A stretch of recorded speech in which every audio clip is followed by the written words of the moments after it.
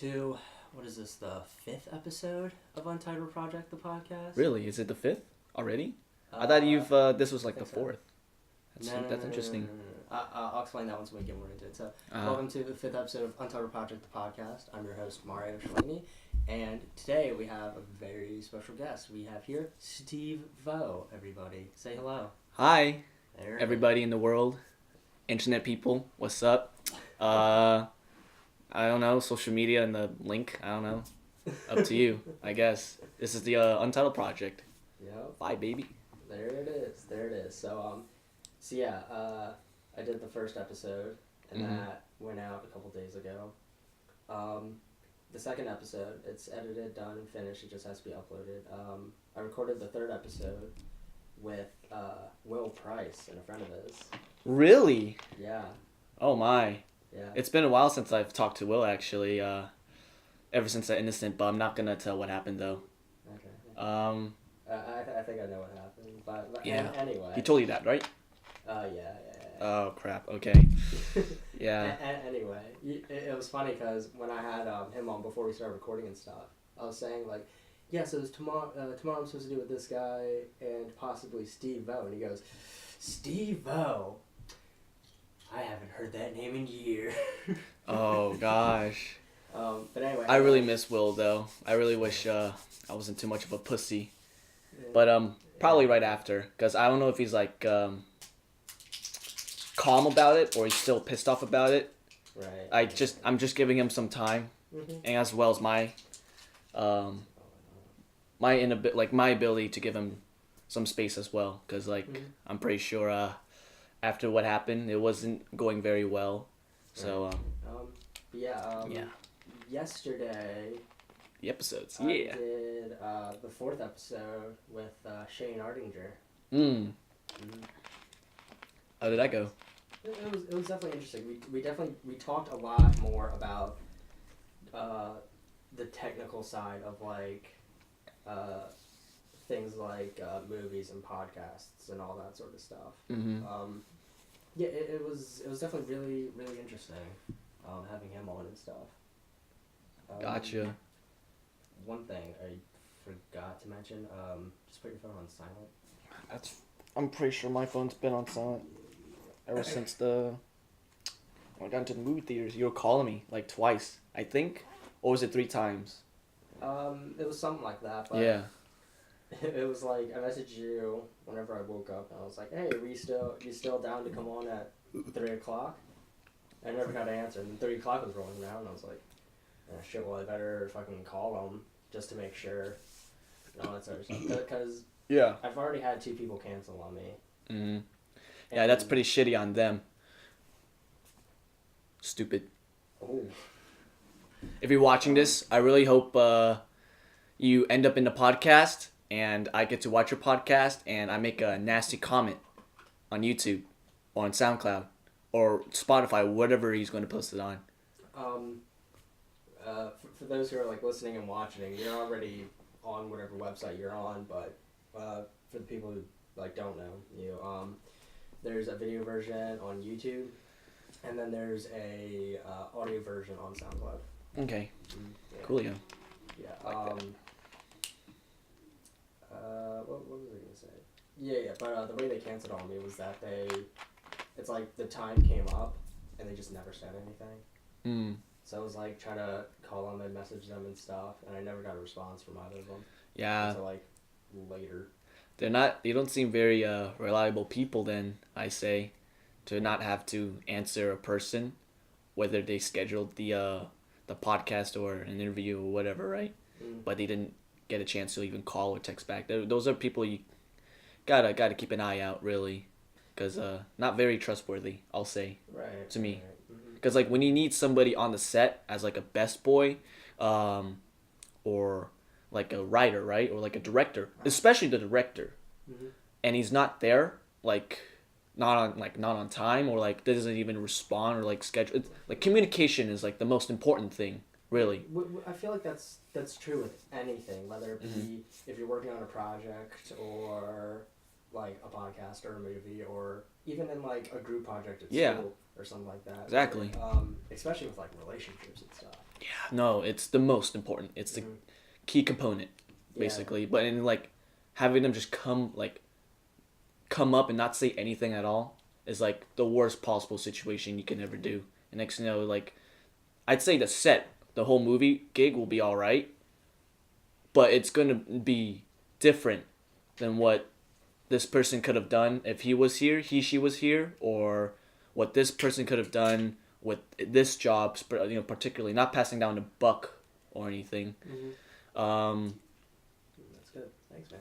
Yeah, really appreciate that. You like the slightly sweetened tea. Yeah, for those who are listening, when I brought Steve in here, he actually got me a drink, which is very interesting because whenever somebody comes on the podcast, I offer them like a bottle of water or a soda or juice or whatever the hell they want. Yeah. But that was very interesting, and I really appreciate that. You know? Yeah, I mean, like I was coming in a bit late, and it was supposed to be like 3 o'clock, right? But and like right now what was it's it? like 4. Yeah, I was at the movie theaters, right? I was watching the movie Shazam. It was actually a really good movie. Yeah. They had a few like missing components or plot holes, but I'm not like a movie critic myself. I'm just stating out my opinion. It was good, I'd say. Nothing too extraordinary. I really like the cameo at the end, but I'm not gonna say who it is though. But it's probably obvious. I'm pretty sure. No one's not that much of a mindless fuck out there. It's Shazam, you know. Right. It was a good movie. It was like the character started out as like this edgy teen like going out trying to find his parents or his mother. I'm pretty sure I'm going to point out what the trailer has, just in case I don't have to put out any major spoilers out. He ends up as like a foster kid, blah blah blah, got superpowers. Ooh, look at me, I'm Shazam.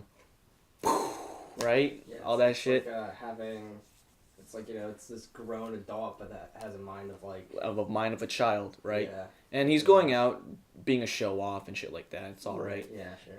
Hell, I feel like if anybody got superpowers and then were like, holy shit, this is the best thing ever, I'm sure they would show off. Yeah, definitely. But this guy is more than just a show off. He's just going around just, getting whatever he basically needs for his own selfish desires. But it's like he's still a young kid. He's still like he's a delinquent. He doesn't know any better.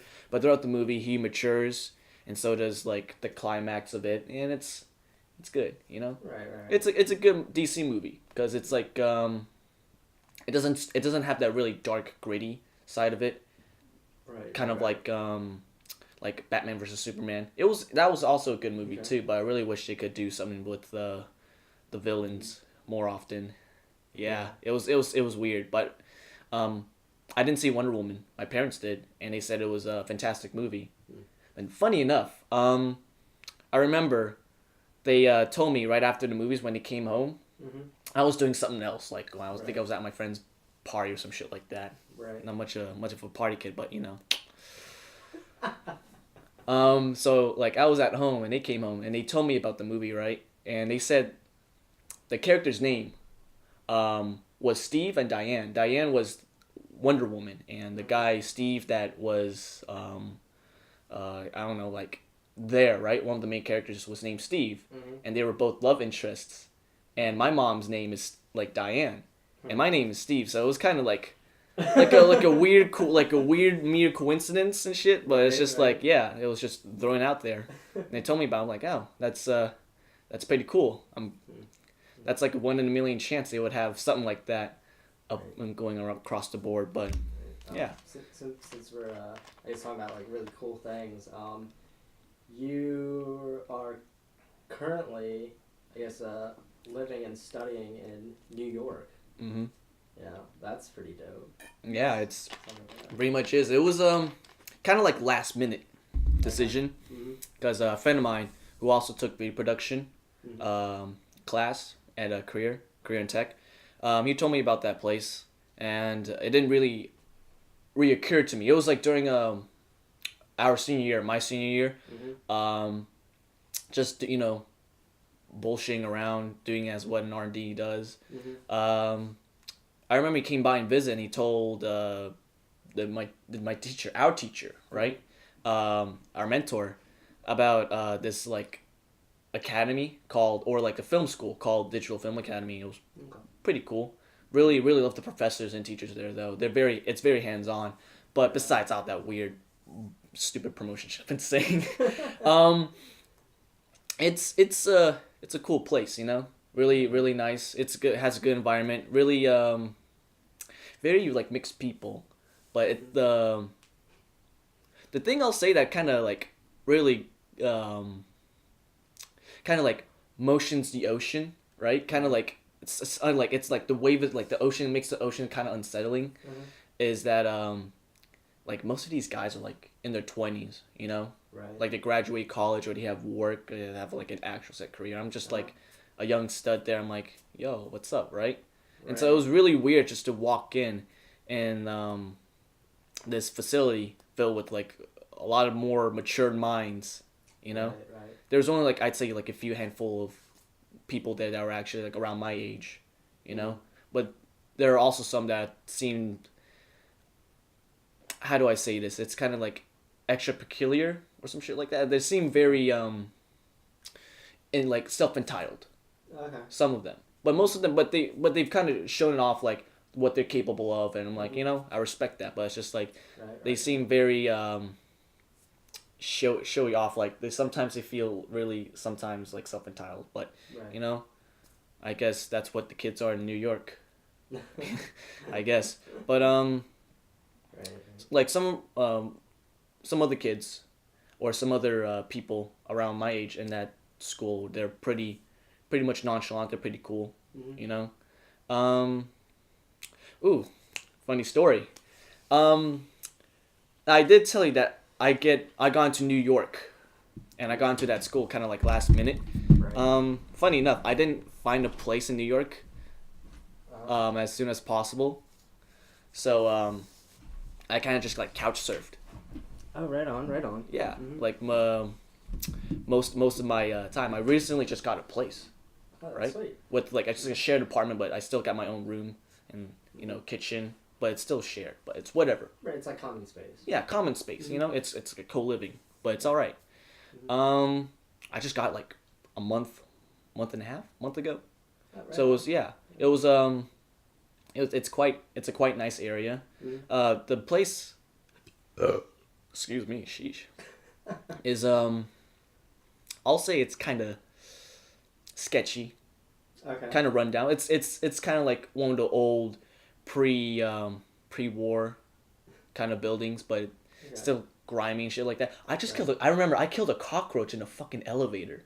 Oh god. Yeah, it was that's how sketchy it was, right? It was like on the wall of the elevator. I'm like, oh shit. I literally just got in the elevator like on I guess the second week or week and a half, and I'm like, oh fuck this fucking cockroach. And not this motherfucker. Yeah, God, this motherfucker. He's gonna come in my apartment and eat my food, man. He's gonna ruin the community, man. Fucking cockroaches and the rats, man. There's like one thing I do not like about New York. It's just pests. Yeah. Right? Because I'm not a big fan of those shits. Right? Right. As soon as I see a cockroach, I'm like, all right, what do I have in my arsenal to kill with? And what can I do? Right. Right? So I just like, fuck it. I just slapped it. I just fucking slapped it like that. As hard as I could. My hand was like beating up bread, but it was fine. As long as the cockroach is dead, I'm fine. And then I just stomped on it like a couple of times. I was going to say like the shoes I'm wearing right now, but they're back at home. Okay, right. So You didn't like take off a shoe. You just fucking. I just stomped on it. Screw it, and you just slapped it. No, I just slapped my hand with it. Like I'm fucking just squared up, threw my hand in the wall, and then just like fucking stomped on it a couple of times. Actually, no, it got stuck on a wall for a bit, and so it was like close enough where I can just lift my feet up and just like scrape it down and just stomp it. And then I got off the elevator. I didn't see the cockroach. I'm like, oh fuck. It's stuck in my shoe, so I had to like scrape that shit, like stupid fucking thing off of the curb. I'm like, oh, thank God, I'm cursed with this fucking stupid ass cockroach. But yeah, besides the living space, right? The people, my roommates are pretty cool. They're pretty fucking chill. Right on, Like, right on. nothing to add on there.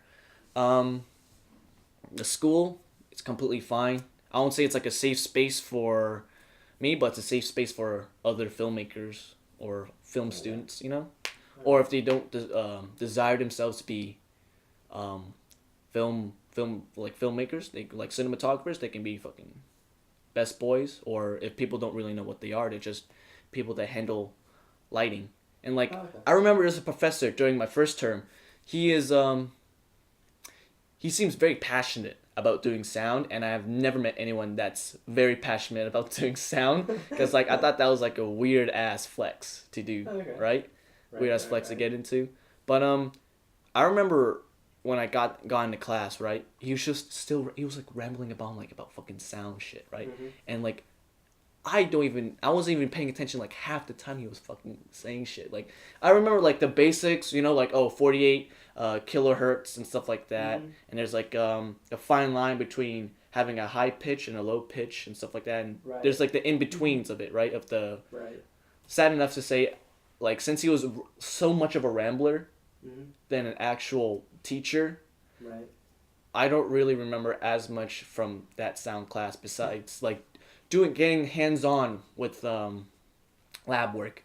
Basically what this lab work is, right? It's just like there's no professor, no teacher, no mentor.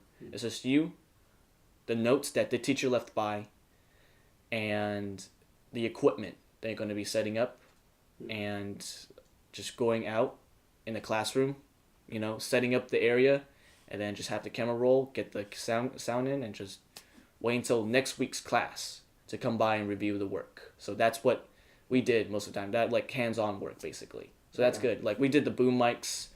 We had headphones on, having the sound equipment linked up to it. These are things what I've learned from basically career in tech.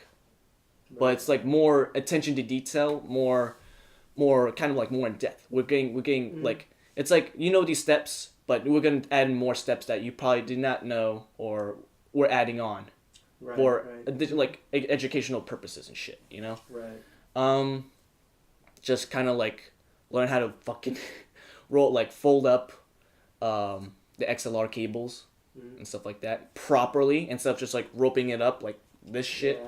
There's like a technique to it, you know? It's like loops, shit like that. I think I know what you're talking about. It's like, in case somebody has like that line connected to it, and it's connected to another thing, and they have to like run off, it like unfurls itself, and there's no knots in it or anything like that.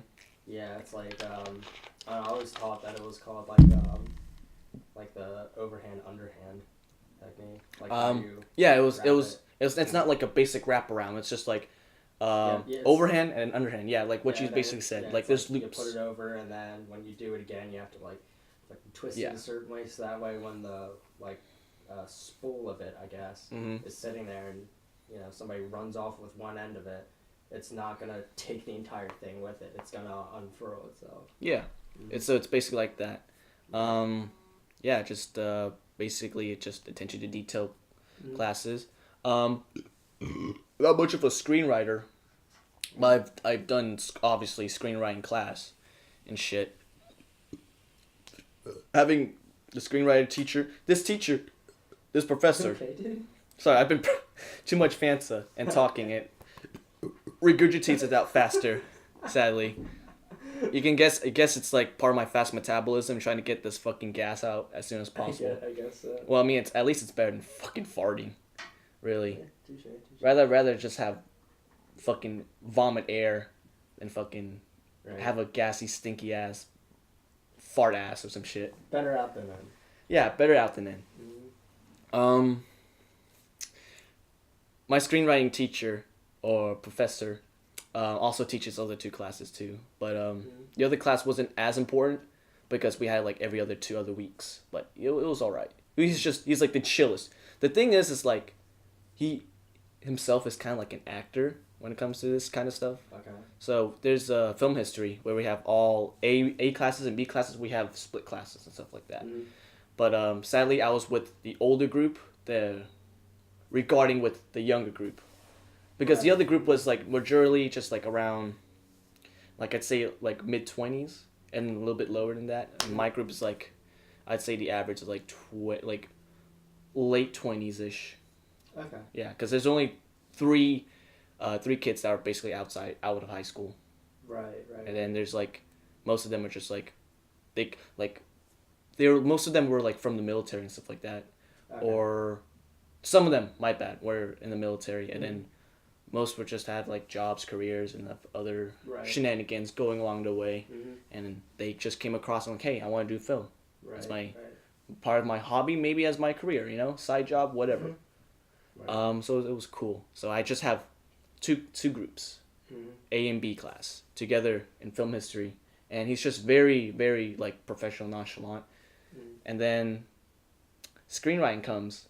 Totally different guy. His persona just changes like that, like just like he's just like very extreme towards it, towards just like screenwriting. Yeah, it's like what he does. He's very passionate about it. I'm like, whoa, kudos to him, and he's just like flaming on people, just like not knowing how to do, like, this is not the correct format. This is how you do it. D+. Right? I'm like, oh shit, all right. This guy means business. But doing film history, he's like, okay, so basically, Charlie Truman was one of the founders of the kaleidoscope or some shit like that, So, Zootropolis scope, wherever fucking film history people do shit. And then Project Proposal is he's just there. Right? Yeah, he's just literally there. He's just, okay, look at the board. I'm going to tell you some things and I'm going to stop, right? Okay. Yeah. But it's just like, those three levels, man. Those three faces, it means a lot to me, basically. I don't know why. It's just, right on. He's basically, yeah, right on, Right on. He's right on. Okay. Cinematography teacher, he's pretty cool. Mm-hmm. Pretty cool, hands-on. Came from the military and stuff like that. Okay. He enjoys doing film and shit like that. It's completely fine with him. Directing class. I only have 8 classes, I believe. Okay. But the teacher is very, very passionate about it. He has films and stuff like that he gets on and stuff. Very, very interesting guy. He is a very, compared to the film history, screenwriting, project proposal professor, this guy is like fucking crazy. This guy is nuts. Okay. Like, this guy is like, he's chill, and at some points I don't know if he has fucking Tourette's, but this guy is like off the bonkers. Like, he's very passionate. He's like, at one point he's like writing down, I think it was just like he was building up the moment, as soon as he's like writing down, he's like, okay, so what's this and that, right? And then the guy's like, that one. He's like, right answer, and he writes it down like ferociously. He's like, yes. He feels like the motivation, right? Probably like his fucking blood is boiling from his youth, right? But it's just like, yeah, he's really, really passionate about it. Mm-hmm. I really respect that. He's a cool teacher, Yeah, right on. He's quite young too, so I guess that puts it on the spectrum, like, of him getting it so fucking inflamed with film and shit like that, and getting into the idea of it. Let me see, other teachers, producing teacher, pretty chill, pretty cool. The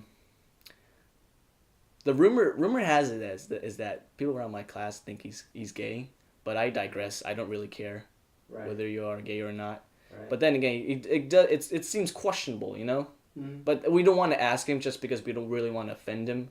Right. To say if he was or was not gay, so we just bleh, Right. We just put in our own little fantasies that he is or is not gay, Right. Yeah. The directing, what was it? The director of DFA is pretty cool. He has his own films. He has his own film roles. That's awesome. He's pretty much cool. Shouts out to Patrick. I don't know if the camera's on, but I hope they got the click. All right. But with all that being said and stuff, I feel like with any type of a class, it's like the teacher can easily like make or break your personal experience. You know, I mean, like if you absolutely like love and adore the teacher and think like he or she is like the coolest person on earth, you're probably gonna love that class no matter what it is. Yeah. But if the teacher is just like a jerk or a bitch or anything like that, you're gonna fucking be miserable throughout that entire class. Yeah.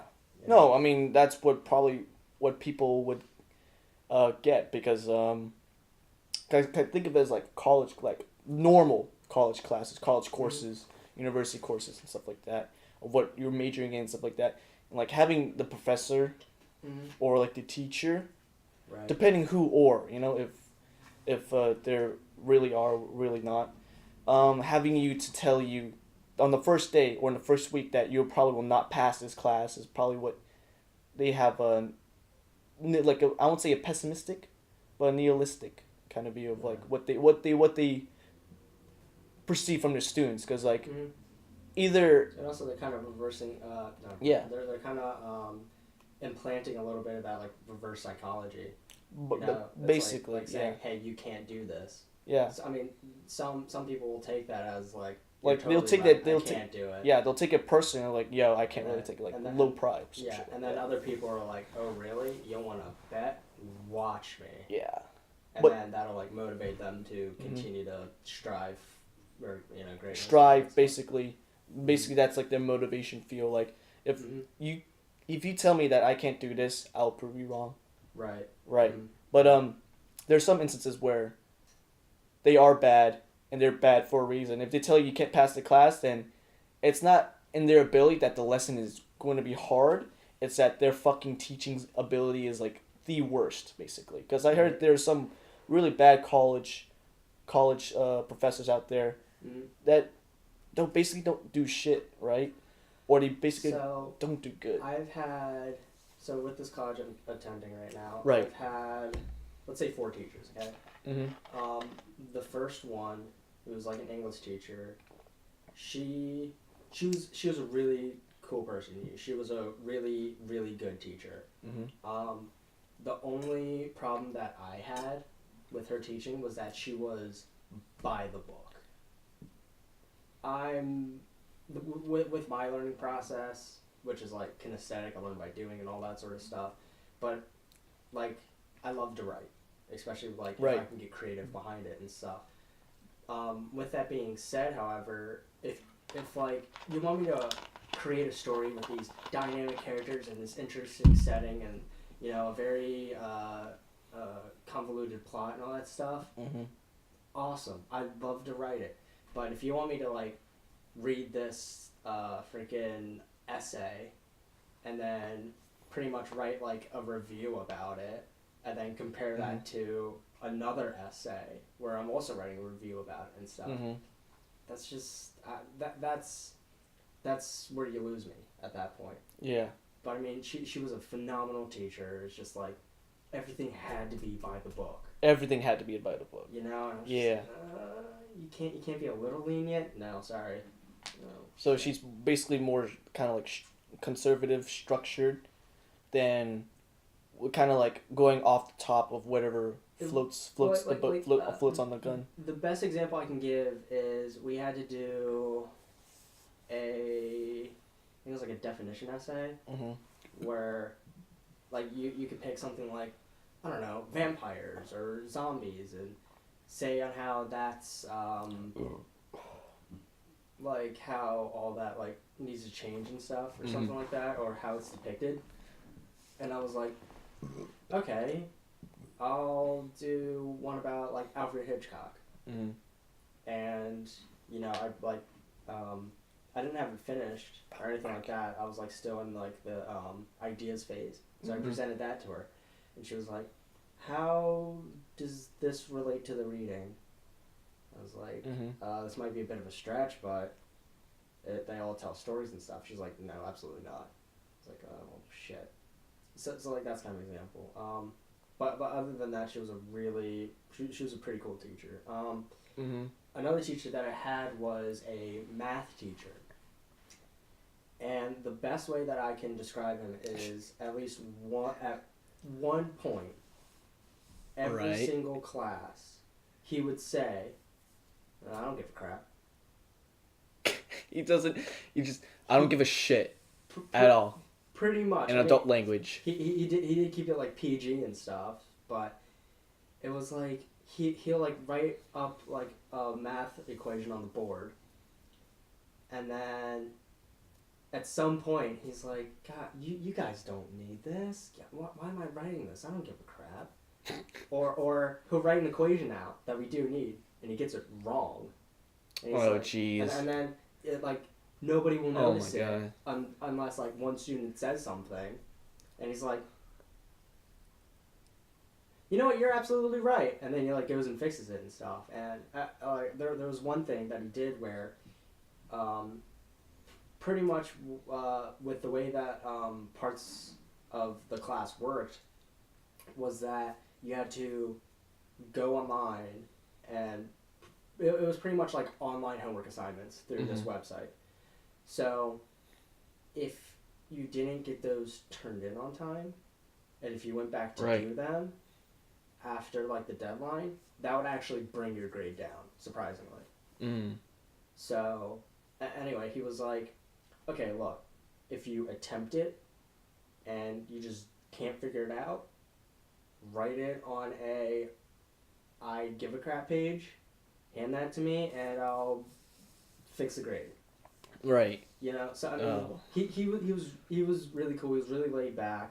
He was funny as hell too. Way too laid back, I'll say. He's just He giving you. was- He's he giving was us a like bit giving you the laid. basically the realistic standpoint. Like, oh, this is just math. Like, who the fuck is going to do math in the future unless you're a math professor or like an engineer? But that's basically you're basically doing hands-on computer work. I'm pretty sure there's no such thing as like an equation. Yeah.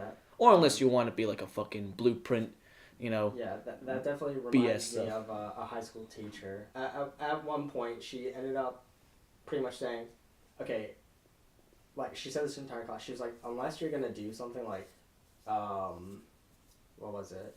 Like, become an architect or some form of, like, blueprint designer, Yeah. you don't need this class.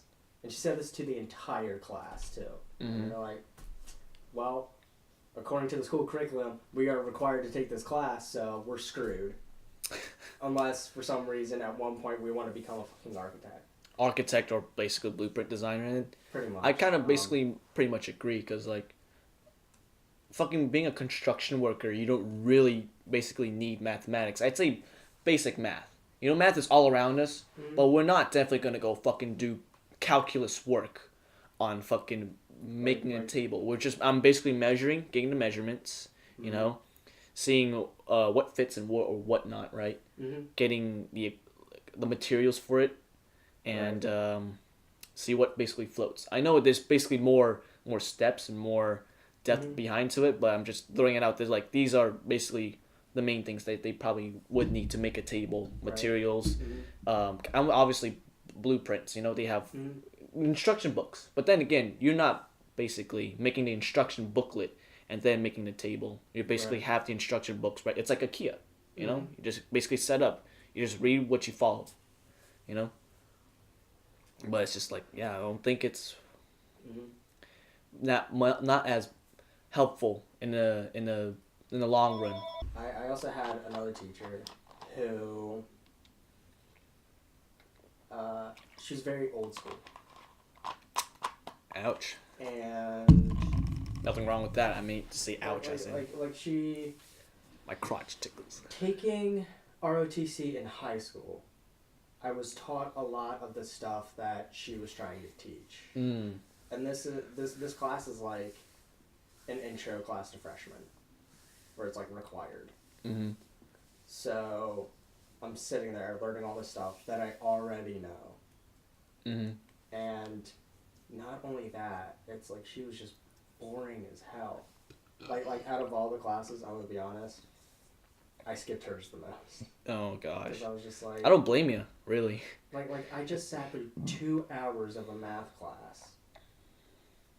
and I don't want to fall asleep in your class, you know, that sort of stuff. I see.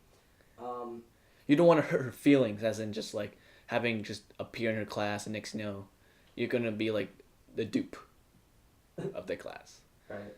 So I mean, it's better to be a delinquent than be a dupe.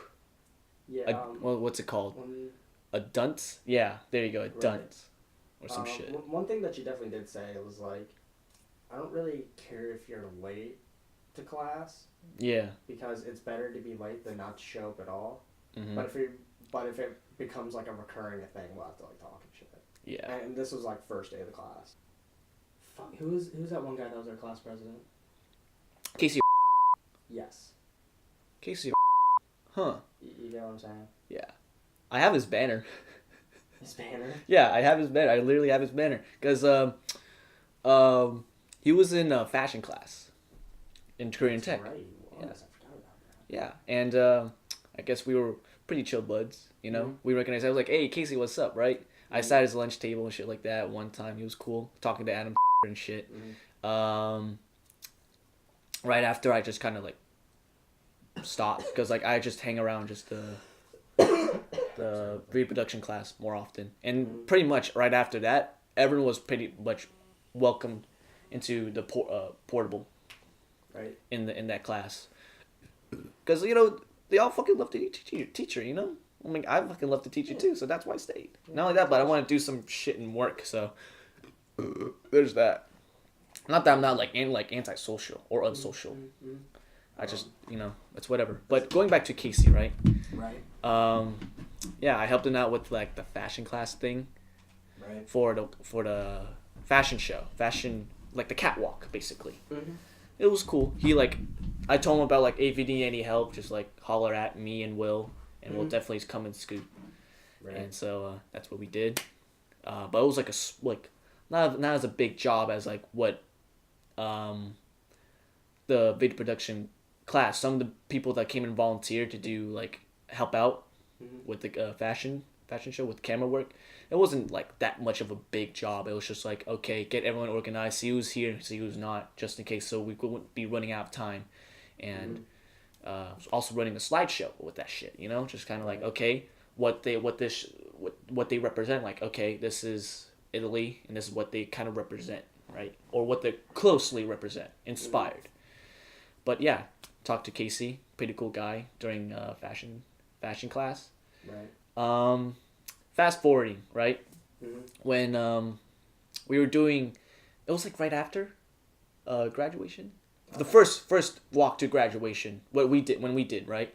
We went and had like a little picnic. Okay. A little picnic party. They had the banners out on the table.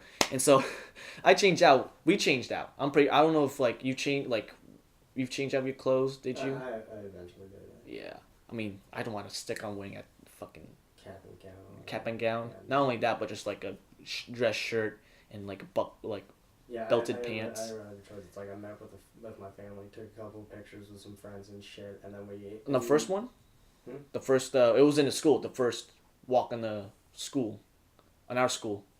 No. The second walk was like McDaniel. Yeah, I'm talking about that. Yeah. So you're talking about like our practice run. I won't say like the practice run. Funny story. We'll talk about that, the practice run, right after. But I'm talking about like after the practice run, the day of when we were walking to get like our ceremony awards. Okay. Yeah, that was the first one, not the Right. second one. You know, that's like we get our degree and we get the hell out type of ordeal. Shit. Yeah. Still love Winter's Mill though, Yeah, but it's- like it's I don't awesome. really like some of the kids there. But it's whatever. Yeah. Not being nitpicky. Basically, it was just like during picnic, right? Mm-hmm. There's banners out, and I couldn't find my banner, Mm-hmm. and I told myself, "Huh, I wonder what happened to it." But then I realized I didn't pay for that shit, and so I got Casey. I saw Casey. I was like, Casey. I'm like, Will and I were just saying like his name for a couple times. Like, you know what? I'm gonna take it, but first I'm gonna take a picture of it, right? And I posted on in the Instagram story. I'm like, hey yo, shouts out to Casey holding his banner and shit with Will post I up. think I remember that. Yeah, it was such a trip. I was wearing a weird tiger tank top and like a tiger hat. I was like, I'm gonna wear the goofiest outfit to this shit and see what the fuck is how it's going, Amazing. right? Oh, man. And so I was like, yeah, Casey Rao. Funny enough, I took it home, Mm-hmm. and then the day after, or I'd say the weekend of, no, it was the day before, we got our degrees on McDaniel, right? Our final walk. Right. And so I DM'd him the day before. I'm like, hey, yo, I have your banner if you're wondering where it's at, you know? Mm-hmm. Do you want it back by tomorrow? Right. And he says, oh, no, you can keep it. What? Yeah, right? He was just like, no, you can keep it. And I'm like, are you for sure? Like, I could just give it to you, like, tomorrow. Like, legit. He goes, no, it's all right. Just keep it, all right? I was like, all right, that's cool. And then after the walk, I came up to Case like, AC, what's good, right? What's up? Mm-hmm. So, about your banner, I have it in my car right now. I was like, nah, bro. Like I said, just keep it. I'm like, wow. Good shit. So, as of today, it's in New York. In my friend's apartment, in a basket, rolled up, waiting to be revealed out. And so, I'm like, oh, God. You should totally, like, put that shit in a frame and hang it on a wall. No, bro, I'm gonna fucking just put it like its own room. But, like, as of right now, I'm just gonna get into my friend's apartment. Different friend than when I was couch surfing at. And just bring up my stuff over to my place. Just have it hanged up and stuff like that. As a memory for Casey. And I'll just, post it later on. Whether I feel like it. You just put, like, some candles on. You'll take a picture like of a it, sanctuary? and then put, like, a caption on it just saying, in loving memory of Casey. Play a whole ass prank on everybody. Just like, hey, rest in peace, Casey. Get, like, some pictures off of Instagram. Print it out. Frame it and be like, Casey, we will remember you. Whatever year he's born in. And see, like, the year that he died in. To, like, the year that you're posting that? Yeah, and it's like, and everyone's gonna be like, what the hell happened to Casey? I'm like, I don't know. I just like to put up a shrine for him. He's my deity. My savior. You were, so, I guess getting back to, like, what we were talking about earlier. This is gonna be very interesting to edit and stuff, but. Oh yeah, so, quite the trip. Yeah. So earlier you were talking about couch surfing.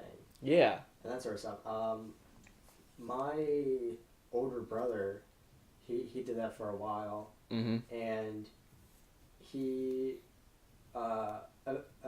one day he ended up going over to Germany to visit some relatives that we have over there. Yeah.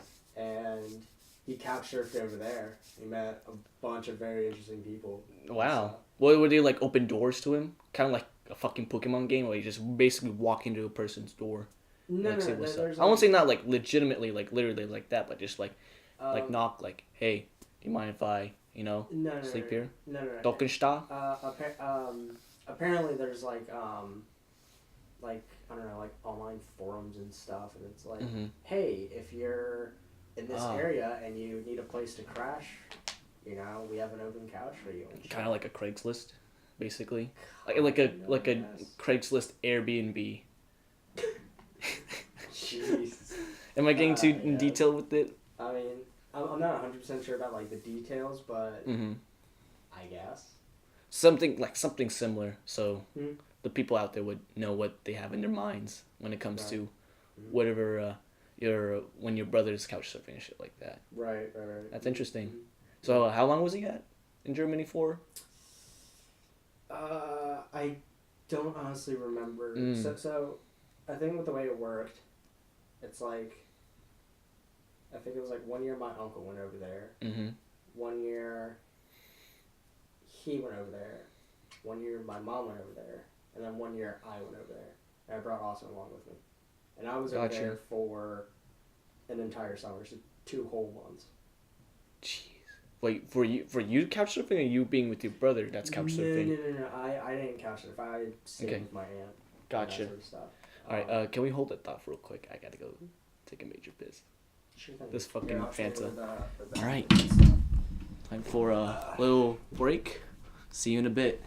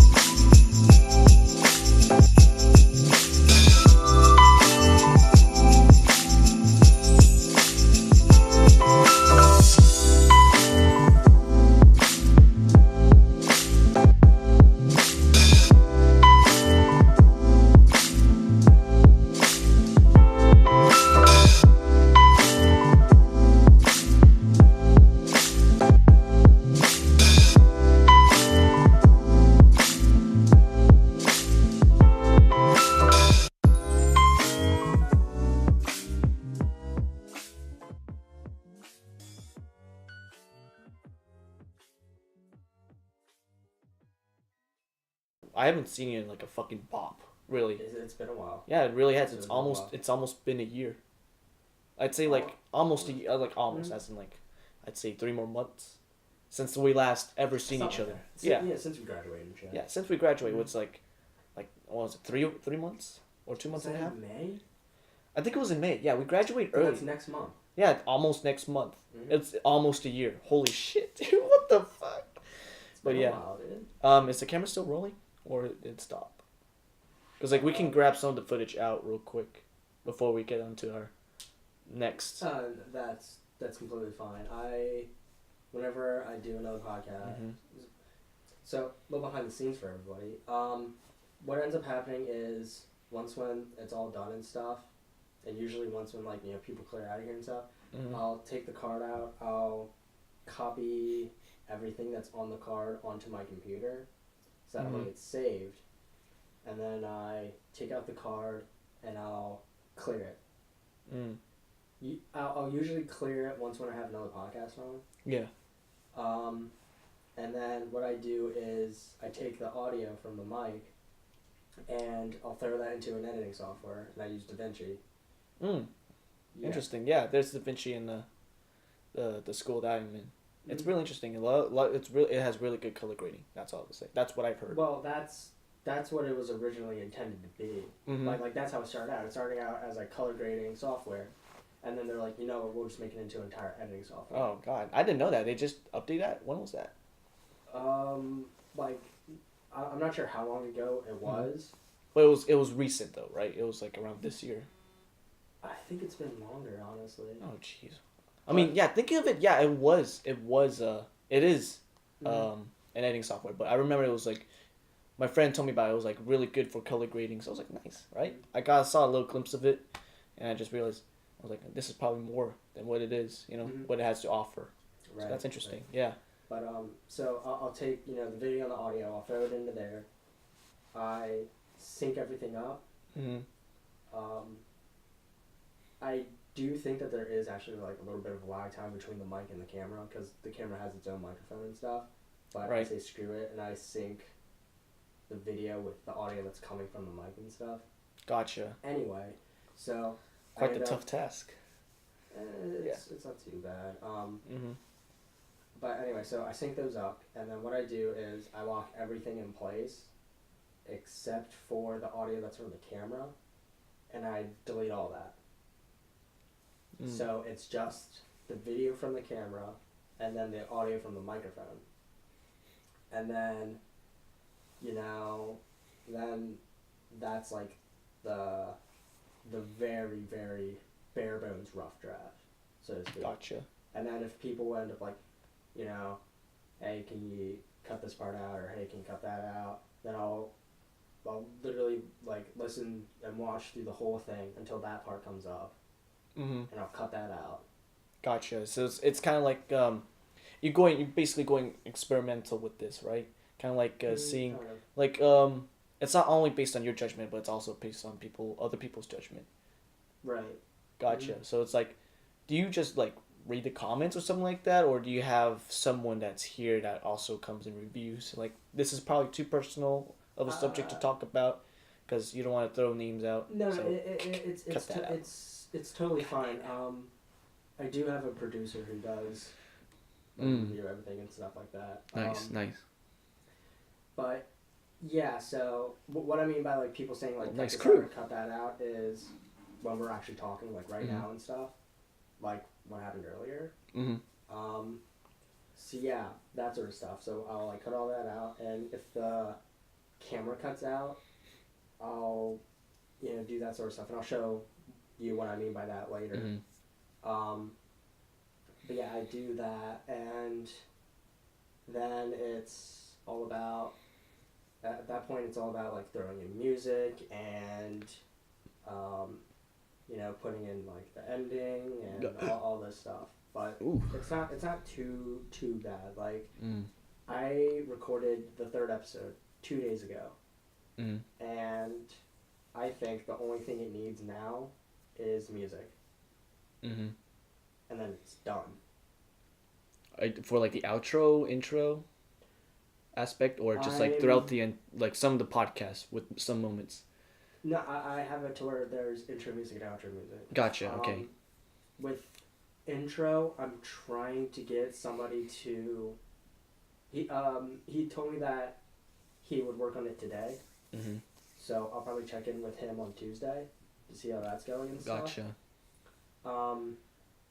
And then I'll probably just change the outro music depending on who I have on and stuff. Like when I had Tommy and Dees on. You put their song on. Exactly. Wow. Yeah. Do you add in like a little promotion, like, oh, this is a song, whatever, and stuff like that? Oh yeah. Definitely at the end, I was like, okay, so since you guys make music, here's a bit of a shameless plug, and then the floor is yours. And then they're like, I have it so they promote their own stuff. That's real nice, real interesting. When I had Will on, I had him promote his podcast, Peaches and Me. Oh, I knew he has his own podcast. Mm-hmm. That's interesting. Yeah. Yeah. I would like to get into to see what he has to offer on that podcast. So maybe right after this is done, I can see what's up. After the what's the channel? The 6499, right? Yeah, that's it. Yeah, that's it. Yeah. That's the channel, all that stuff. But yeah, besides that, I mean, it's not too much work. Well, it's a lot of work. But it's like thinking about it logistically. I have from now until, let's just say, 5 or so, like 6. From today until the 19th.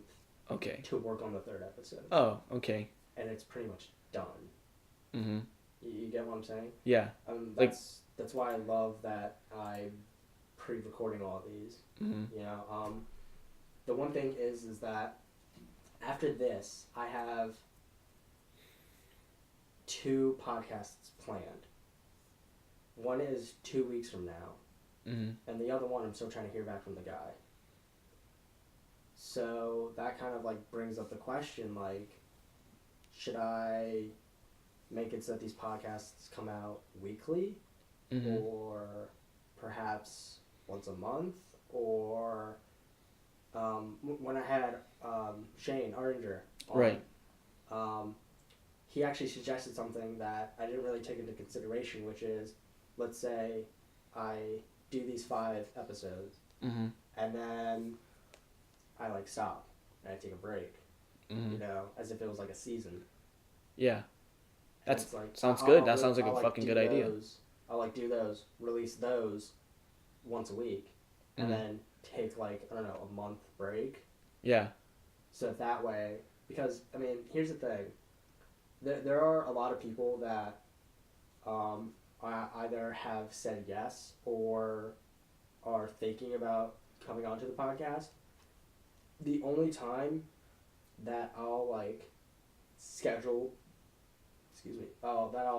somebody in, meaning like I put it like on my calendar, is when they tell me a day and a time. Then that way I'm like, okay, we're set to go for this day and time, and then once when that day comes closer and stuff, I check in with them, say, hey, are you still available to come on this day at this time? You know, this, that, and the other thing, and that sort of stuff. Yeah, that's pretty much it. And if it's like they pick a day but they don't give me a time, it's like, oh, I'll put it on my calendar as like podcast with so and so, and then put a question mark next to it. Right. Because I'm not 100% sure whether they're like still wanting to come on and stuff. Gotcha. But yeah, I mean it's definitely a process and stuff. Yeah, I'd say it's quite the process, you know, to get to its the required destination to it. Is there like any motivation towards this podcast and why you want to do it, stuff like that? All right, like kind of like a source of like inspiration, I guess. Yeah, I'll say yeah. Basically, your source of inspiration, like what basically motivates you to setting up this podcast. Basically. I mean, I was never really a fan of podcasts, believe it or not. But then I remember there was this one, there was like this one podcast that like, it's pretty new. It only has like, uh, 12 or 15 so episodes, I believe. I'm not 100% sure. Um, do you, do you know who the Corridor Digital, do you know who they are on YouTube? Quarter Digital. Um, I believe so. Are they the guys that did collaborations with Freddie Wong? Because that sounds Connor Digital sounds very familiar. Because I remember the golden age of YouTube. They did do that back in the day. Yeah. Yeah. What happened with them now? Do you do like podcasts? With Corridor Digital and stuff. Yeah. Oh, they're still working really hard and stuff. Gotcha. You know. I really love the videos. I want to see more of that. Yeah. They have their YouTube channel where they like make their own videos and stuff, and they also have a second channel where it's like all their like behind the scenes and stuff. Yeah. And also like all the shenanigans and shit that they get into, and then they were saying like, hey, we're starting this podcast, and I'm like, yeah, okay, I'm not really all that excited and stuff, and this and that thing, and then they had their landlord come on. Now, if you watch their like behind the scenes videos, right, which is they call it the Corridor Cast, or no, they call it the Corridor Crew. Because it used to be just called Sam and Nico, but they realized we actually have a lot more people on here, so we're changing it. Whatever. Whenever their landlord comes on, he steals the spotlight from them. And these are guys who like make YouTube videos who are very entertaining, very enthusiastic. But that guy tells the craziest stories ever, oh jeez, and he's their landlord. So I saw that he was going to be on their podcast, and I was like, I gotta listen to this shit. This guy's fucking... He tells the craziest stories. Like, I betcha. Damn. Like, yeah, he talked about... On the podcast, he ended up talking about how he witnessed a friend... Like, he had two friends, right? He witnessed one of them cut the other guy's car in half. Like, with a Sawzall. Like... Just like that? Just like fucking like... What the fuck? That's like... That's crazy. It's so crazy that it's true. That could possibly... That probably did happen. And not only that, this is talking like LA in like the 80s and shit like that. Oh, then I'm not really that surprised. Then I thought it was going to be like now. I'm like, oh shit. Like late 90s. He still has this is crazy 80s stories too and stuff. But, with age comes experience, man. But yeah, actually... So I listened to that and I was like, okay, that was pretty entertaining. And then later down the line, they ended up having Logan Paul on that podcast. Was this before he was like crazy ape shit with fame, or before the Suicide Forest? This is way after Japan. Way after? Way after. Way after. So this is like post. All right. Yeah. So I was like, wow, they're having him on. This is going to be interesting. Yeah. And the one guy who was hosting it, he brought up a really good point of like, you don't necessarily have to agree with a person, but agreeing isn't the same as listening. And and listening to other people's like points of views and opinions is very fascinating. Yeah, it's like you understand, but you don't agree. Exactly, you know. So I found that really, really interesting, and I watched that entire thing. And found that, like, not only what he had to say, but also what Logan Paul had to say. I found it really interesting, you know, especially, like, because you hear all this controversy about, like, you know, him and when he went to Japan, and now YouTube's like, you know, oh, you make YouTube videos? What's that? That freaking internet platform where the guy filmed a dead body? Yeah. You know, that thing where, like, my granddaughter watches that shit? You know? But hearing his side of it, is it's really interesting, you know. You get this new point of view that you don't really expect, you know. At least I didn't. But so yeah, that's definitely one source of like inspiration is the Corridor Cast. Another one is the RT podcast, Rooster Teeth. You know, they're Rooster Teeth though, still the golden age. Yeah. Golden age of YouTube. So yeah, I'll occasionally listen to them and stuff. The other one that I listen to is Off Topic, which is by Achievement Hunter, Yeah. and those guys are like under Rooster Teeth and all that stuff. As well as Peaches and Me, because that shit's amazing. It's funny as hell. With Will and shit like that. Yeah. I did not know he has a podcast. It's him and a friend of his. They just talk about shit. Is it Lucas? No. Dark agey guy or blonde guy? No. It's Because I love both of them. It's as well. His friend named Bailey. Bailey. Yeah. So they have a podcast. That's interesting. Mm-hmm. I haven't talked to Bailey. I don't think I've talked to her at all. She goes to our school though. You know. I think currently she's a senior. Yeah, she's still Yeah. We used to go to school with her. Mm-hmm. My bad. Yeah. So. Yeah, I met her a couple of times when I would go and visit tech and stuff. Mm-hmm. And then I'd run into Will occasionally while I was there and stuff. Yeah, he takes out. I'm pretty sure equipment stuff like that. He's pretty. It was him going in there to visit his friend Bailey.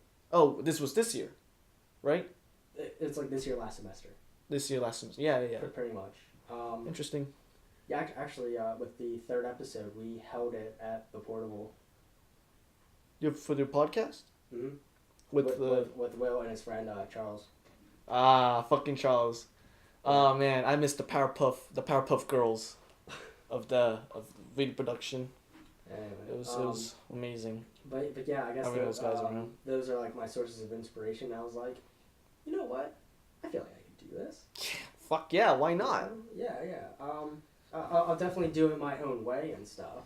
Yeah. You know. I mean, there's no one's gonna force you down how to fucking do a podcast. It's really just a camera, a mic. The setting doesn't really have to fucking matter as long as you have. It's like a place where you can. And even since you're talking about setting and stuff, this entire setup that I have is completely portable. Yeah. If you wanted to come on, but you weren't even able to make it here, I could have easily met you somewhere. Yeah, fucking I mean, Burger King. With that being said, I'm probably not gonna drive all the way up to New York. Oh, I mean, unless I got a proper place for you. I mean, obviously they have a studio set up there too, so why the fuck not? You know, unless you're doing a visit to New York. I mean, if I was in the area. Yeah. And I had my equipment on me, hell yeah, you know. Yeah. But with that being said, I have other things outside of this podcast, school, work, etc., etc., and all that sort of stuff. But yeah. But yeah, so just with third episode, it's a really good example of how easily all this stuff can be moved. Mm-hmm. You know. But yeah. Ugh. Anyway. That's interesting. I mean, if you are gonna head up to New York or whatever, just holler at me. Oh hell yeah. Definitely, fuck yeah. Hell yeah. I'll definitely. 100%. Now, where in New York are you? School wise or just place wise? Because place wise, it's all the way at the tip of the last station, A station. I'm talking fucking Queens or Brooklyn. I was gonna say the tip of Manhattan. But since you're talking about New York and stuff, that just reminds me of this thing that I read. So I'm just gonna start off with something that's kind of related to it. So when I was in Germany, there's this street called the Reeperbahn. Reeperbahn. It is located in St. Pauli, which is the red light district. Is that a good sign or a bad sign? Red sign district? Red light district. Red light district, my bad. Sounds kind of... So, this entire street is filled. I'm talking a city street. Right. It's completely filled with bars and clubs and all. It has it all. Basically, Germany's heaven. Street of heaven of drinking. Depending on how you want to look at it, sure. But I remember I was going out there, and the drinking age in Germany is 18. So it's completely fine. Wowie. Yeah, so I went out there with a couple friends of mine, and before I went, my aunt was telling me, she was like, look, you go out, have a nice time, but here's the thing, you better be careful, because one side of the street is owned and run by the Russians, the mob. Shit. And the other side is run by the Syrian mob. So be careful. I was like, take that into account. I mean, can you basically spot out like the, not necessarily the obvious, but like any hints that they are part of the Russian, with the way you speak, posture, what they do? I'm not. We really didn't go looking for trouble. We just Gotcha. bar hopped. Gotcha. Okay. But there was this one time when we tried to go into like a club, and it was like it's really open. So it's like you had a door, and then next to it was like a window that stretched across like the front, like the entire front of the wall, except for there wasn't any glass there. It was just completely open. Gotcha. So you could easily see inside of it and stuff. That kind of spoils the surprise of it, really. Well, it's more of like a dance club. Okay. I mean, it's also kind of like a view, like, oh, so this is what it would look like, you know? It's like a good or bad thing, because like it could be slow. Here's the thing, right? Yeah. So, me and my two buddies, we see that it's like completely empty. So we're like, all right, let's fucking go in there. So we go up, and the bouncer, he's like, do you have a ticket? You need a ticket for that shit? I think he needs an ID. Payment, maybe. Right. Wait, So a ticket? we're like, no, we don't have a ticket. The place is empty. I thought we just will walk in and shit. Right.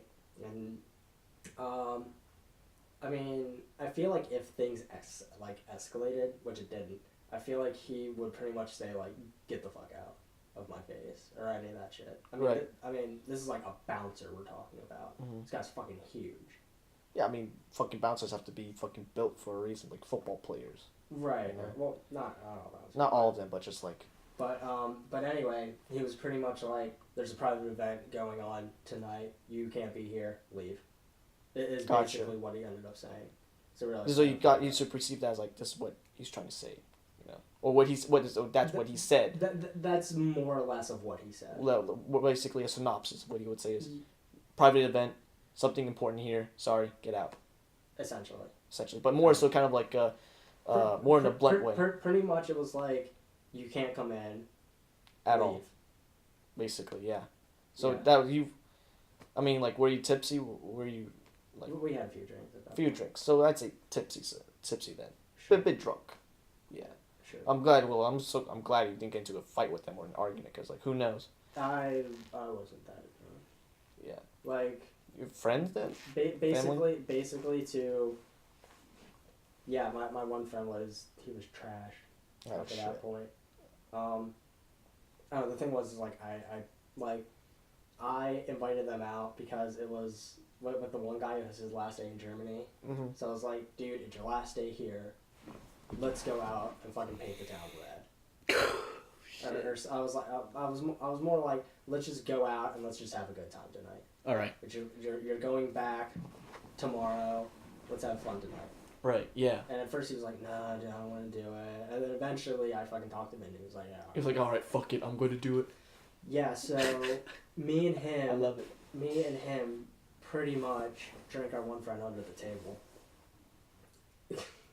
Drink your one friend under the table? Yeah. You know what that means, right? If you're drinking with somebody and they drink you under the table. No, not necessarily. That pretty much means it's like you go drink for drink. And you end up getting completely wasted and they're perfectly fine. Okay. It's like heavyweight versus lightweight. Yeah, I understand, yeah. That's sort of the thing. So, But they drink as much as they can. Like, do you think this guy drinks like 8 beers, but he's completely fine, compared to like this guy drinks 2 beers and he's his friend, stuff like that. exactly. Because he's bar hop, he's gonna be shit faced. He can't even walk a straight line. He can't even see. He'll just crawl. But anyway, Yeah. Interesting. By the end of the night, we end up hopping on a subway, and we went back to this it's kind of like a central hub to where it's like there are train station. It's like a train station, and you can hop on a bus and take the bus somewhere. So it's like they're both combined and stuff. So. Oh hell yeah. Yeah, it was really cool. So hell yeah, buddy. We got on the train. We got back to the like hub or whatever you want to call it, the station. And, it's like really late at night, so there's only like 2 buses coming, and if you miss it, there's no more. You know what I mean? So you're kind of screwed. You have to walk. Yeah, it's basically kind of like the fucking New York bus systems and shit. It's for like, late night. It's like shitty. Yeah, it's really late at night, and the only one you can catch is the last bus of the night, essentially. So yeah. Anyway, while we were there, we ran into this like one guy, and he I don't know, he was talking. We couldn't fucking understand him, so like we tried to like translate and stuff. And I guess he was like looking for his daughter or something. I don't know. Probably whoring around in Amsterdam. Nah. This is like really old dude. We actually ended up meeting this really cool woman. No idea who she is. Beautiful or just hip to the bone? Here's the thing. Imagine if you're at a bus station really late at night, and all of a sudden this woman like walks up to where there's like a bit of an empty space. It's like you're not even realizing it, but it's like at first there's like nobody around, and then the next moment there's just this woman in like sunglasses, and she's like kind of wearing all black. I'm pretty sure she may or may not have had a wig on, but I don't really know. And she's playing the violin. Okay. And it's like 2:33 in the morning. And she's just hustling out there. Is it like a violin case and she has like money in there or something like that? Or she just does it for the fucking sake of it? Well, later, like 2 days afterwards or something, I ended up talking to my aunt about like what happened and stuff, and I was like, yeah, and there's like this woman that was like playing a violin and stuff, and because you know how we were feeling and stuff, we like got up off the bench and we like started dancing to the music and shit around her and all that sort of stuff. And she was like, oh yeah, I know her. She goes out late at night and plays for the drunks and that sort of stuff. I'm like, that's awesome. That's really cool. That's actually. Awesome as shit. Yeah. But anyway, getting back to like New York and stuff. You know who runs New York? I don't really I don't really get involved with moms because like I'm not part of that fucking life. Like I remember Chinatown is the Chinese mafia, obviously. Chinatown is the Chinese mafia. 100%. 100%. And I'm pretty sure Cape Town is probably almost getting overrun by the Chinese mafia, but I don't know if the Koreans still run it. But I'm talking about like no, like in New York in general. Entire state of New York. Italians. Probably. Exactly. So I remember I was reading this one thing where, because you know it's like. With Mexico, they have the cartel, but with, like, Italy, especially up in New York, it's the mob. And with the cartel, their main thing is drugs. With the mob, it wasn't necessarily drugs. I feel like it started out with, like, prohibition and alcohol and stuff. Yeah. But what they end up doing now, at least as far as I'm aware, in New York, is it's all politics. So that's that sort of thing. And somebody tried to do human trafficking in New York. Someone in particular, like another Italian mob? An Irish mob? It was somebody who was in the Italian mob. Okay. Who was trying to, like, I guess, introduce human trafficking into it. Gotcha, smuggle. And anyway, the mob found out. They literally took this guy, they ended up fucking cutting up his body and put them into 3 separate trash bags, and they put them in the 3 most, like, dense human trafficking spots in New York. And the camera shut off. Ah, damn. Was it still rolling, or? No idea. Gotcha. I'll find out later. Alright. But yeah, I thought, like, I remember I was reading that, I was like, that's fucking insane. Like, shit. That's crazy to hear that. Did you read in a deep web article, or like was it just like on the news? It was like on the news, you know. I mean, some guy turns up in 3 different body bags in 3 of the most heavily dense human trafficking spots in New York. It's gonna wind up on the news. Oh, you know definitely, yeah. When you put the pieces together, no pun intended. You're like, really yeah, this homie died from this and this. I bet they like, before they, like, kill him, they'd still cut him up while he's still alive and shit like that as like torture. I don't know Because I about heard that. that's what they do. I'm not 100% sure about that and stuff, but that was definitely like their version of a warning. Yeah. Is like, hey, don't do this shit. We don't fuck around. You know Yeah. what I mean? No, I know what you mean. Let's talk about. Bro. Yeah, let's not talk about the mafia. Let's talk about some. Let's talk about some of your couch surfing stories. Definitely, because we're not. we're not part of the family. We've been going around. We've been going for quite a while, and the camera's run Dead. out. So we're gonna. I feel like let's finish off with these couch surfing stories, and then we'll kind of wrap up. Yeah, we'll definitely stop around that because Yeah, with the New York trips and shit. Yeah, so. But yeah. Couch surfing. Couch surfing. Besides being around the bush with these conversations and subjects, couch surfing. Holy shit, man! Like it wasn't my first time couch surfing. It was or wasn't? Wasn't. It wasn't my first time, really. But I'm not very particularly kind of like unfamiliar with it. That's basically what I'm saying. But I don't know. I feel like I've been doing it for like the entirety of my life. Besides out of New York, you know. Right. Because during senior week, I was basically planning on getting a cheap motel, maybe around next to like where Deese was living at, right, with Blake, Alex, Kyle, Tommy, all that shenanigans, or like just anywhere close proximity where I know these people, and have maybe a few people come over to share it up, so I don't have to fucking pay for my part. But one night, Will hit me up. He's like, "Hey Steve, let's go to Ocean City tomorrow." He's just like unplanned on everything. I'm like, well, where am I going to be staying? Where am I going to be staying? He's going to be like, oh, don't worry, I have a place for you and stuff like that. I was like, all right, good looks. Came over, and I was basically staying with like basically Will's friends. They're really cool. I fuck with them, you know. We had a party like 2 weeks after that planned. Pretty cool. Yeah. I'm definitely gonna have to like cut some parts of this out, but yeah. We're thinking of the same Will, right? Yeah, we're talking about We're talking about Jesus. Yes, I'm talking about Jesus Will. He wants me when we had the podcast. He's like, cause I met Charles when we did that and stuff. Frenchy French boy. Yeah, and we were talking and stuff. He's like, man, I really want you to meet Lucas. Yes, have you not met Lucas before? I don't know either, I guess. Do you have video analyzing class? First semester of college or no? Like Amanda and Tommy. Do you have Tommy in class before or no? No. So that's probably a different semester then. Because I know what class you were talking about when you're explaining about classes. Was it video analyzing? It's like you watch videos and you make an essay about it, and then you compare it. I've only had English and then math classes. Gotcha. Okay. I have to. It's like for me, I have to take the basics, and when I pass those, then I can spend credits on whatever the fuck I want. Gotcha. Okay, I understand that. But there's a class. But I know what you're talking about. Yeah. Bob Will told me about that. So. Mm-hmm. Yeah. Yeah. Will told me about that too. It didn't sound very good. But anyway, back to Couch Ocean City and couch surfing and stuff. Yeah, go Ocean City and shit like that. Like I've been going to Will's. I was basically sitting at Will's friend's place. You know, holy shit, it was pretty cool. You know, stayed there for 3 days and then hopped off and went off to like I was like, fuck, I don't want my adventure to end in just those 3 days, right?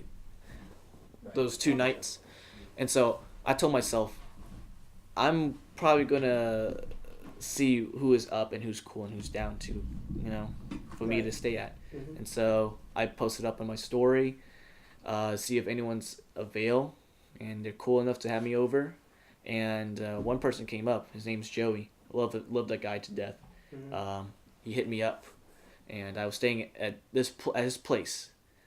It's nice, and I have to say the people, I have no idea who the fuck these people were. It was like a group of like 7 people, 6. And my first impression on it went pretty fucking well. People loved me. It was sunny. Like the thing is with spring and summer, I'm like a whole different person. I feel more energy, more vibes towards it. Yeah, compared to fucking winter, it's depressing.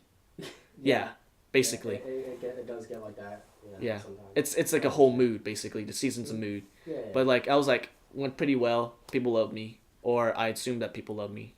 Yeah, they're just chill with me. I'm chill with them. Stay there for a couple of days, and then they had I believe there's one person that was making like a ruckus and some trouble, stirring up some drama in there, and they didn't want that happening. So half of them left and took her home, took him home, and all that stuff. And it was only like 3 other people in that apartment, and so I was like, I don't know about this. I don't really, because like the main person, Joey, was also coming home, stuff like that, and so I was stuck with like 3 people I don't know. I don't mind these people because like we're basically almost like already friends because I'm living in this place, Right. you know. Right. Mm-hmm. But they're cool. But then Deeks hit me up Okay. and told me that Alex went out to Dubai What? during senior week. Yeah, I did not know that. Yeah, I didn't know that. What? No. No fucking I'm way. not really good friends with Alex. I mean that's fine, but it's just like he went off to Dubai for a whole year. He just came back like fucking, like 3 months ago. It's so weird. I could have sworn I saw him at like graduation. And shit. No, he was at graduation. I'm talking about senior week. It was during senior week. Senior week was before graduation. That was like our spring break. No, that was after I'm pretty sure. senior week with the beaches. I didn't really Participate. Senior week. Mm-hmm. My memories, I'm pretty sure all our memories will last because of senior week and stuff like that. It was a good week. All right, but going back to it, the Alex went to fucking Dubai. That's crazy. It was crazy. I have no idea what it was like. It was. I don't know if his parents had business there or something, but I don't know. I didn't really question about that, but it was real skeptical. I'm gonna ask him about it. Right. Mm-hmm. So I took Alex's spot and I stayed there for a bit. It's a bit run down of an apartment. Okay. But really like the vibe that people there. Right. Tristan, chubby Tristan. I don't know his last name. Yeah. Tristan, I think it was. I don't know, but he was over at Dylan place that he got. Yeah, and I remember every day they would have every night they would have a party there. So he was just they were cool enough to have Tristan there. So Wait, Dylan's party? Dylan it was a place that he got in Ocean City during senior week. Gotcha. Yeah. He had a few people living there. So there's just like 2 people were out, 2 fatties were out. So I kind of took their place, and it was quite the trip. Gone to a Dylan party and stuff like that. Funny enough, I invited Charles over to the party, but it was shut down. So French, the guy I was talking about, yeah, right. he was like a street like away from me, but I couldn't see him because I lost my glasses in the ocean. Different story. And oh my god, it was hectic. And after that, it was fine. And then after that, the Blake came back from his girlfriend's place at Bethany Beach, and it was the day that we all to get the fuck out, right? And so we packed up, and we just rolled at Dylan's place. And around that time, senior week was already over. And we were there Tommy and I, we were there for a couple of days. And after that, Deese came back from Bethany, and then we rolled out. 2 different cars. But Deese was a G. He is a fucking MVP. Even though he was a whole bitch for taking my fucking car. And I told him, he told me, all right, call me next morning, and then let's see what's up. I was like, okay. I call him fucking 5 times and text him 3 times. Where the hell is my car? Are you going to come by, pick Kyle and I up, pick a few people up and go? He just didn't answer the day or 2. And I was stranded in this apartment. Jeez. Yeah, I don't have the car key or anything, so I just slipped in a piece of paper and just walked around the boardwalk. Met Kyle and his group. Cute, talked to a cute girl of his. Pretty cool. So yeah, it was just I've been basically couch hopping during the whole time during senior week. Yeah. But before that, the reason why I was talking about I feel like I've been couch surfing my entire time is because I've been living in 3 states. Okay. 4 now, but it's been quite. I feel expressionless, right after when I first moved in, because first move out. My bad, not moved in, but I used to live in Virginia, and then when I was born and raised in a fucking forest in a nice place, it was a good neighborhood, and as I moved out, it was so depressing. really Right. saddening because I'm moving out. I love everybody in elementary school. Mm-hmm. Everybody knows me. Yeah, I know. Yeah, it was a sad moment. Moved out, lived in California. Tried to rehabilitate of what I was when I was in Virginia. Complete shithole. Even though it's like the sunniest city, the most beautiful state. You can't breathe. I like Smog and shit. yeah, fucking smog, LA smog and shit, LA traffic. Oh man, Jeez. it was awful for my first year, and then after that I went to military school for 3 years, and then after graduation I just moved out of California, you know, but I'd say when the years grew by in California it was good, went out good. Right, and then from California, Moved into here, buddy, yeah, during my high school came years. to Maryland, and now you're up in New York. Yeah, now I'm up in New York. It's crazy, dude. Yeah, it was quite the trip. Not bad. Yeah, but I don't know. I'm probably thinking about going back from New York back to Maryland. Probably do a college course. If not, I might stay in New York for like a building up a better like a career, of film shit, and all. Because the reason I'm in New York is because I have a higher opportunity of getting a job there. Not only that, but I also go to school there as well. So why not up the ante with it? Right. So yeah, quite the trips. But finally, main part of New York, of me couch surfing in there, right? All right. Complete fucking like it was a swarm of anxiety that I had, right? And like it was really unplanned last minute. As soon as school starts, orientation day, my parents and I, we got into a fight because like the place I got was too expensive to live in. I'm like, they're like, why the fuck would you live in there, right? Just get like a cheaper place. You're on your own now. I'm like, don't do that, buckaroo. So I thought to myself, all right, what's my game plan? How am I going to get to New York? So I was like, I remember someone mentioned about taking the bus up there. So I did my research on that. And besides, like, I don't want to fucking drive and hit tolls and spend money and then find parking and then also spend money or waste time, you know, and gas. And I was like, that's probably going to be hard to do. So I found a particular bus company that sells tickets on the low. And I'm kind of glad that I found it because, like, I've been using it every weekend because... Was it like a Greyhound or something? No. It was Megabus. Oh, okay. Greyhound is a little bit pricey, but Megabus is like some days you can find like tickets that are like $10, like for real, Right. for like dirt cheap. But yeah, as soon as I got into New York, I was already late to my orientation day, but there was still a long line, even though like it started like around 10. I was like I got there like fucking 12, 1 o'clock, and it was still going hot, right? And I remember walking from my bus stop to where the school was. I was lost. I had no idea what the fuck I was doing. I stayed up all night constructing where I should go, what should I do. And as soon as I got into the bus, I immediately fell asleep and woke up in a fucking, like, all right, Megabus, 28th Street, welcome to New York City. I'm like, what the fuck? Where am I, right? What street am I in? What am I doing? Got out. I couldn't call the taxi. I'm like, I don't want to do that shit. I'm already low on money. I'm on a budget, basically, on myself. And I was lost in New York for about an hour or so, carrying fucking this hot, beaming sun, sweaty ass body. Even though I was wearing shorts and like one shirt, right? No layers. It was killing me. And I had to fucking carry all this luggage. But after an hour or so, finding my place, finding the school, I texted my friend, I'm here. Came down, helped me out, got up the elevator, and he introduced me to these two cool ass kids, two cool ass people that I still talk to or try to hang out with every day in New York. One has class with me on basic. The other one also took basic, but he was in a different class group. Okay. But then he moved up to advanced classes and shit like that. So I was like, all right, kudos to him, right?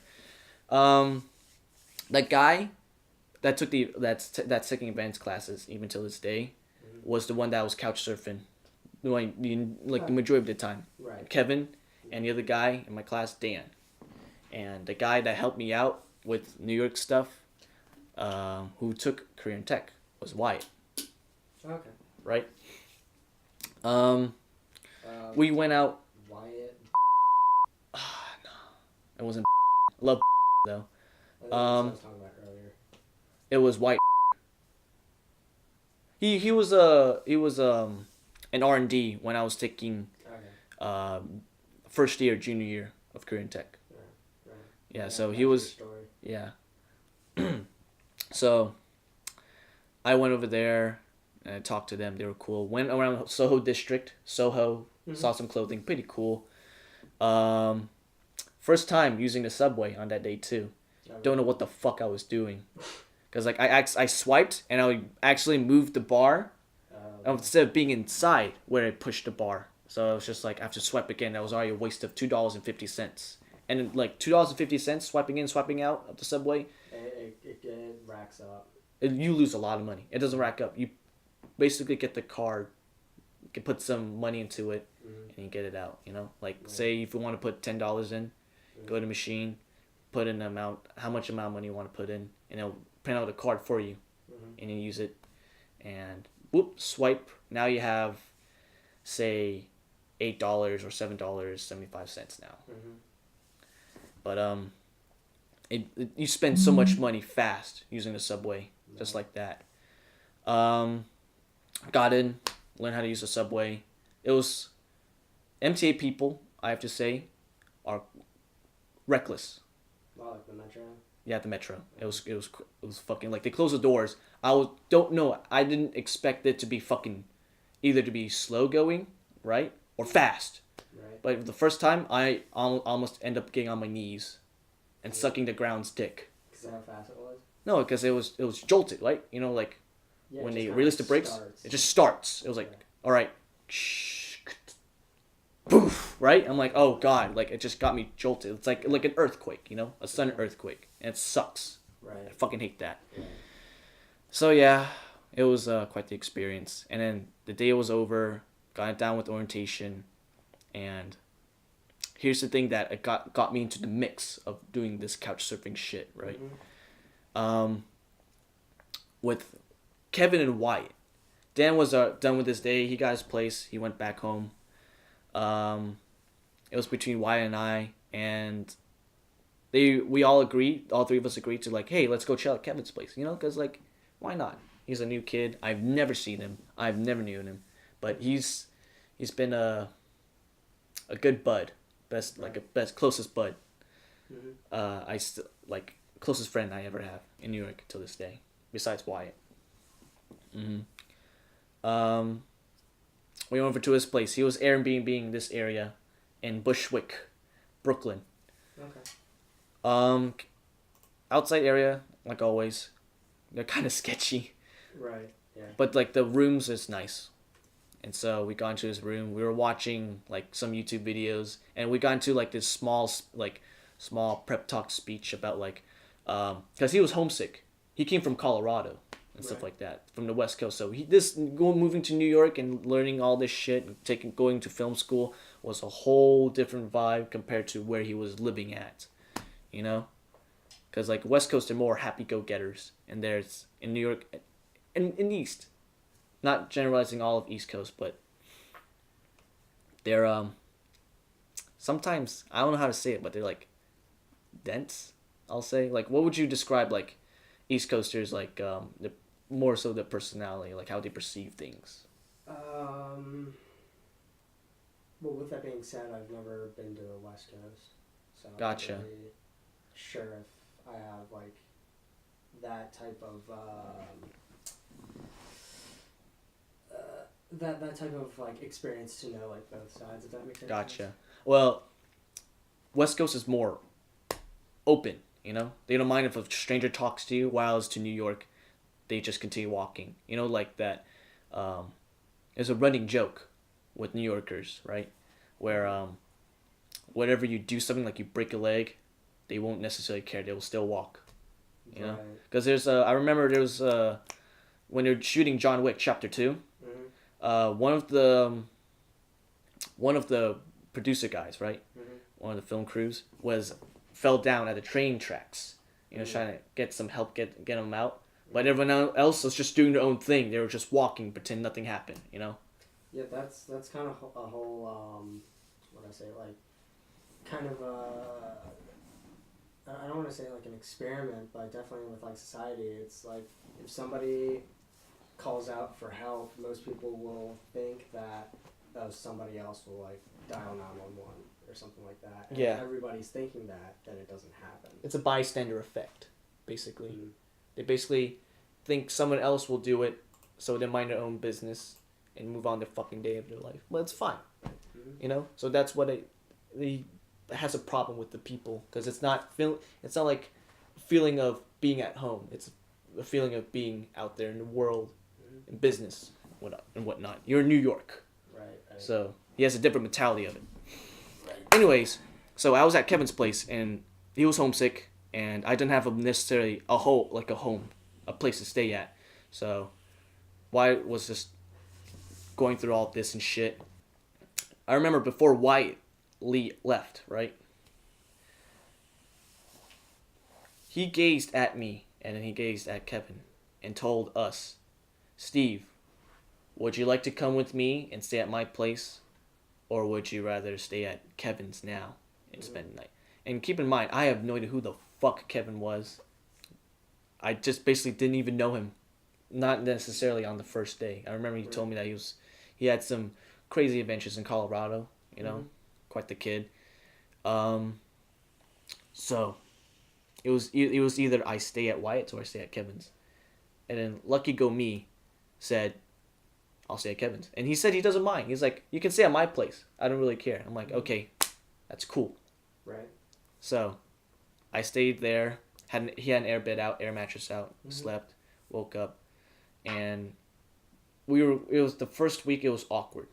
Right. So there's that. No, I'd say the first 2 or 3 days.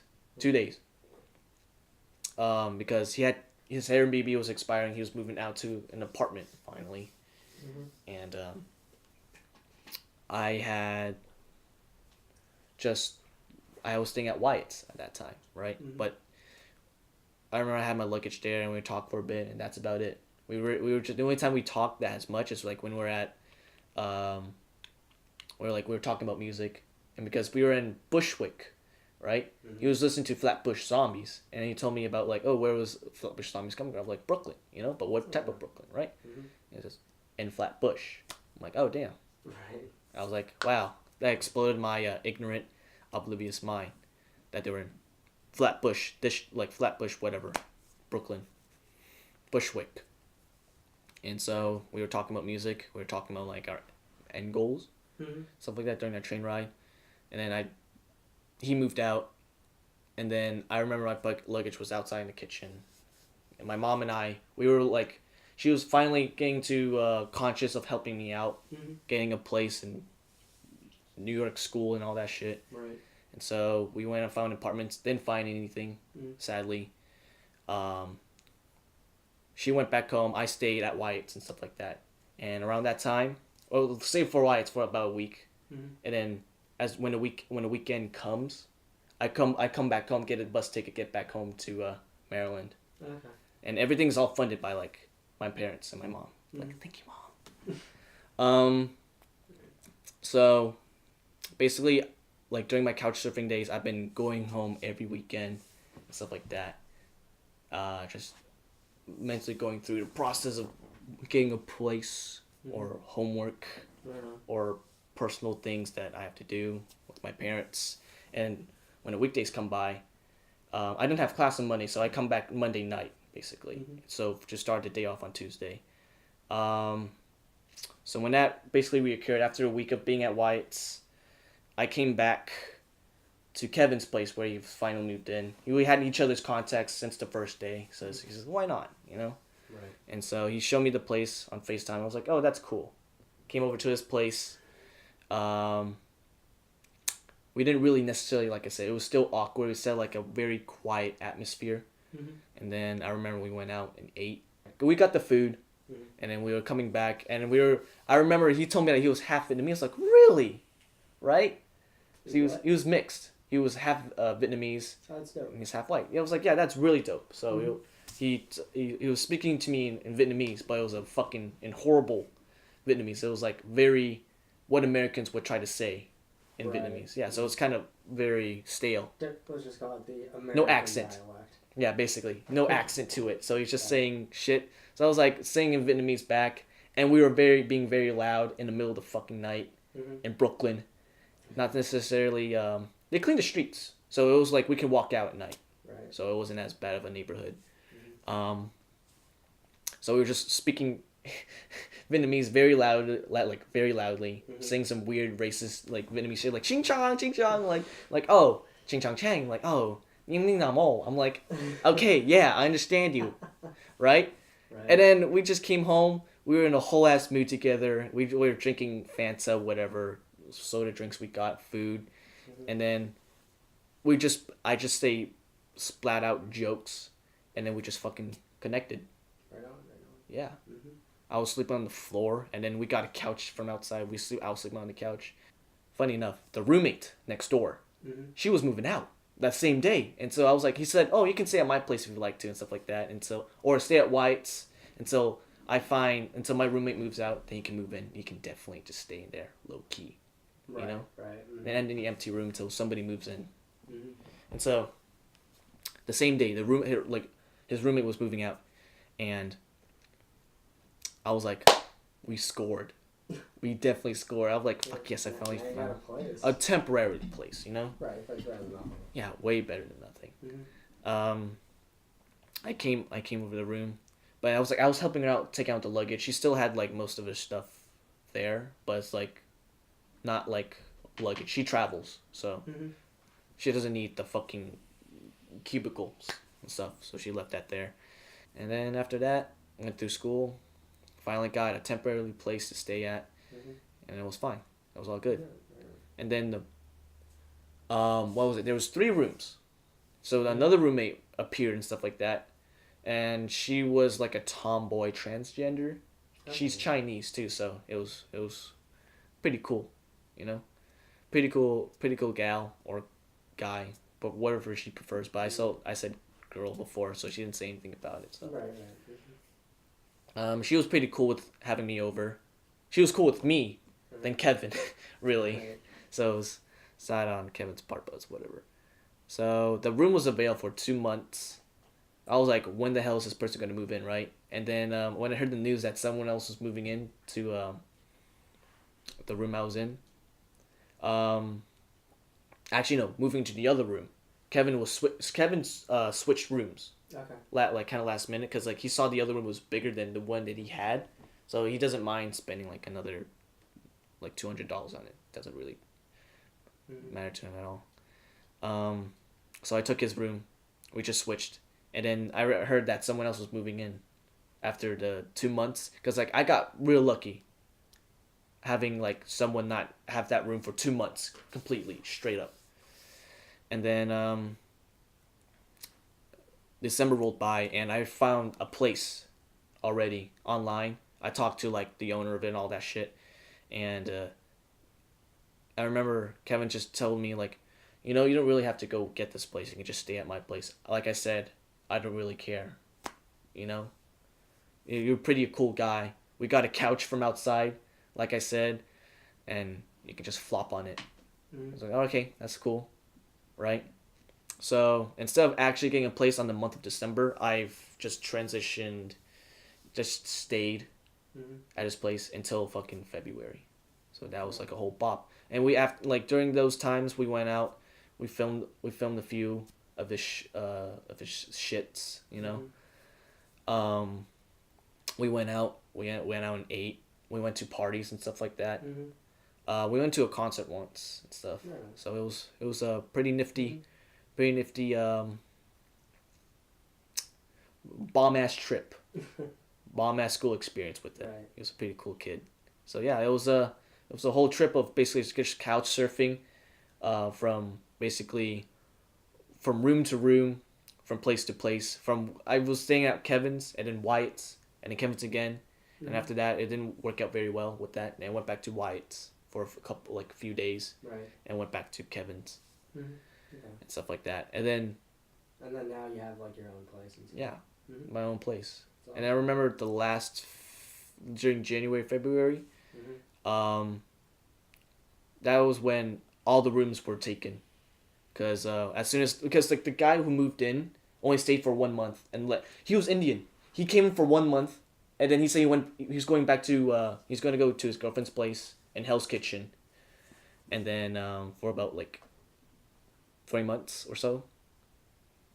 Yeah, 3 months, and then he's going back to India for a couple months, because see his family, do a little paid vacation or something like that, and then come back and stuff like that to New York for work.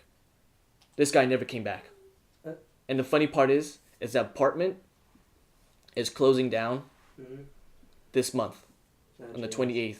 So his stuff, his luggage is still there next to the couch that I slept in. And some of his girlfriend's stuff is right there. I'm like, yo, this guy is never coming back. And then we made, like, Kevin and I, we were making fun. We were joking around saying that he's probably like his work visa expired or something like that. So he's stuck in India, and he's not coming back to America at all to New York and get his stuff back. But yeah. Anyway, so I feel like it's kind of a funny to like leave it off and wrap it up on. Definitely, yeah, for sure. So first off, I would just like to say thank you, Steve, for taking time out of your day to come on to the podcast. Really appreciate it. Definitely, yeah. Appreciate you having me over and having you just being the main podcast guy here. Yeah. I'm kind of pooped out. Holy shit. Yeah. 2 hours, man. Yeah, it takes a good chunk out of you, but it goes by fast.